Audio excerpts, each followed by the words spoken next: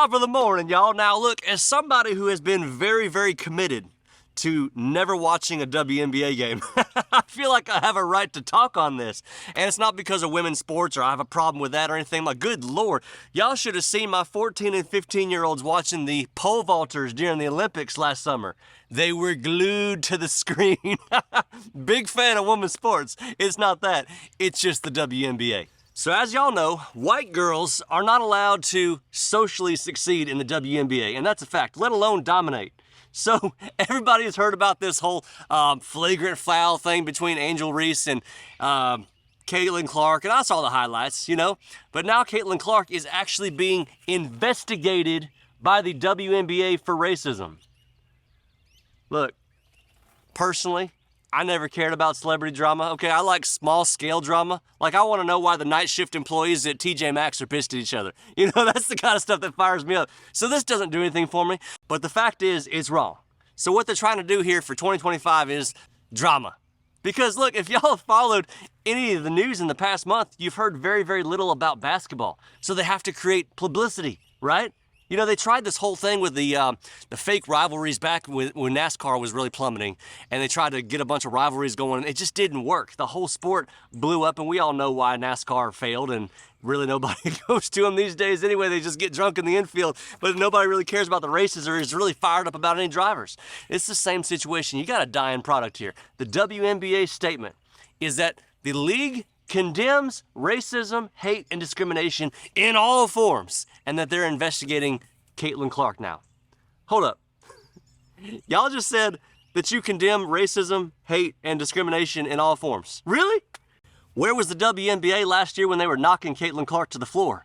Elbows and knees, you know, girls going out of their way to actually hit her when she wasn't even part of the play. And 0 investigations were launched back then. If y'all really want the truth about the WNBA, assaults are fine, but words are not. Aren't they supposed to be trying to grow their league or something? I mean, you can't do that when you've got a bunch of race baiters who assault the most popular player in the whole league while demonizing the fans who are fed up with all the hate and the bad behavior. Truth be told, if there was no room for hate in the league, Angel Smollett wouldn't even be playing. If I was Caitlin Clark's manager, I would be suing them for slander for millions right now. You just roll over and take it, and you try to play the nice game, you try to take the high road all the time, you're not going to get any respect. You have to stop it at some point, Caitlin, and you hurt your people, better be paying attention. Do y'all remember back in the 80s and 90s when all the man-hating feminist crowd kept saying, if women ran the world, do you remember this? If women ran the world, there'd be no arguing about anything.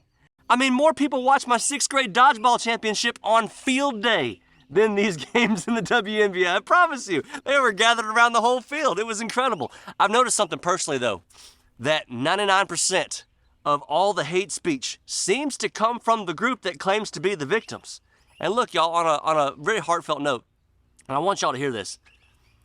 If you teach your kids at a very early age that they are victims, then it is society that pays for it 15 years later. I've seen it all my life.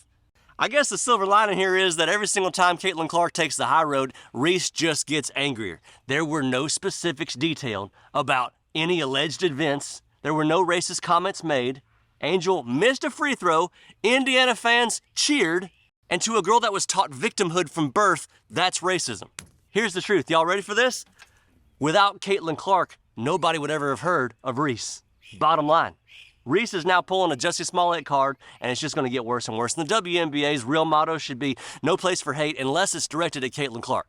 So with no video circling, with no audio circling, no witnesses coming forward whatsoever, it didn't happen. Every single fan in that arena had a cell phone that they could have recorded it on, but nobody recorded anything. End of story.